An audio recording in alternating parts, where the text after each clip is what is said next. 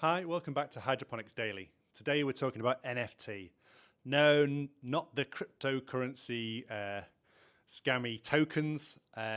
This is nutrient film technique, and this is the most popular form of hydroponics commercially. So it's the one that's used in greenhouses to grow cucumbers, tomatoes, chilies, all sorts of different crops. And it's called nutrient film technique because your nutrients run along in a film underneath the plants. So you have a big tank with your water in, your fertigation, your fertilizer, so it's mixing together, and you might have an automatic dosing system. You might have an automatic pH up and down. It can get very complicated very quickly. You might have sensors in there to control and monitor things like oxygen levels, pH, electrical conductivity. They're the main three.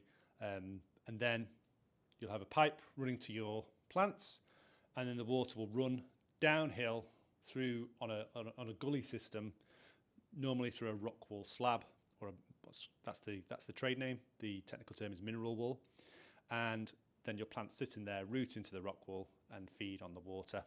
And then once the fertigation solution reaches the end, this is my attempt at drawing a pipe, runs back, and then the pump will pump it back into the tank.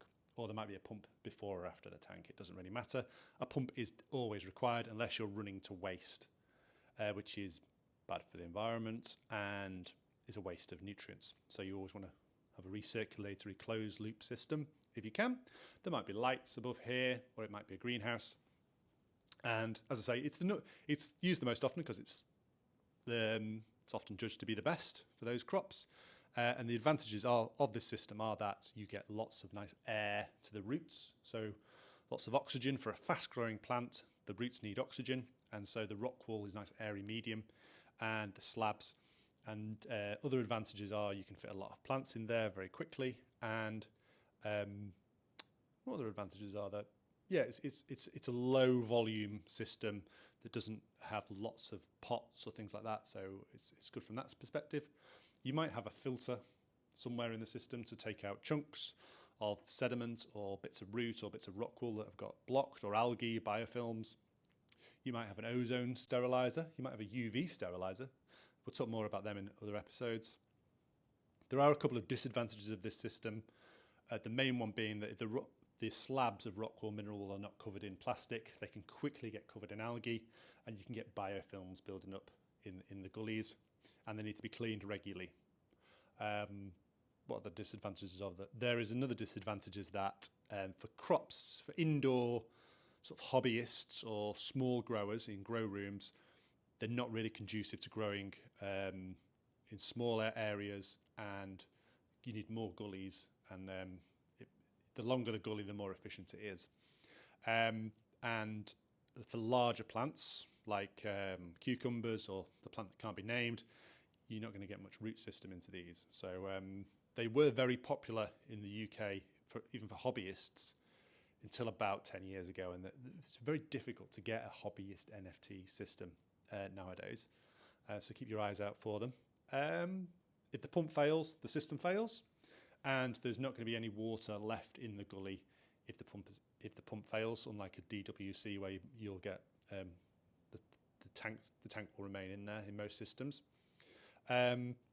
I've used it commercially for growing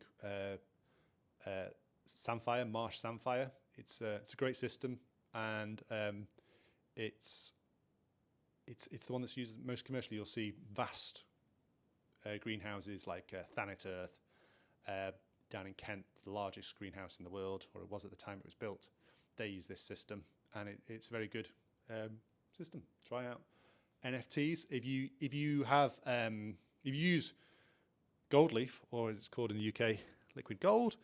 You don't even need a tank really if you're running you run to waste, because you can dose this straight into the tap water, because it's a complete fertilizer with pH optimization.